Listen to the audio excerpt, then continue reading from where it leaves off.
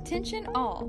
You may have heard from friends, media, and especially gamers that video games do not cause violence. In one sense, they are correct. No research has proved that video games directly cause violence. However, researchers have found a correlation between violent video games and desensitization. About 6.8% of aggressive behavior seen in those who play violent video games are caused by witnessing violence in the video games. Thousands of adolescents play violent video games. Here's a comparison to help understand the scope of this correlation. 6.8% is larger than the effectiveness of condoms preventing HIV, secondhand smoking causing cancer, and calcium intake creating stronger bones. Should we not be concerned about this correlation? Thousands of dollars are spent to educate people about these smaller medical effects, yet the correlation between violent video games and aggression is not widely taught. One popular argument against the idea that video games cause violence is that aggression is caused more by environment and family than video games.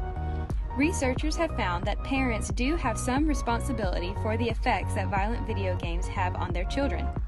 They should be adamant in monitoring the games their children play and the time spent playing. If children are only allowed to play violent video games for 30 minutes or less per week, there would likely be a drastic decrease in the severity of the effects that these games have.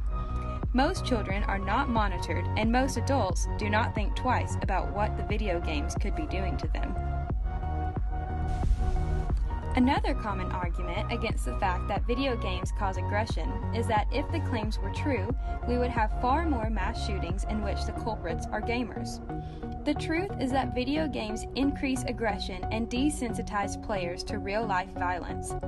As games become more immersive and realistic, players more often compare their behavior to what they see in the games.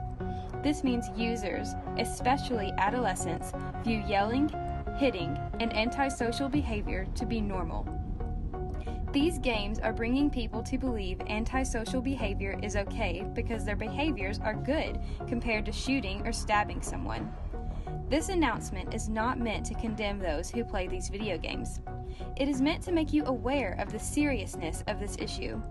Excessive use of violent video games is strongly correlated with aggression and antisocial behavior because new technologies immerse users in a violent reality which desensitizes them to actual reality. We urge you to be aware of these problems. Be aware of how much your children are playing violent video games.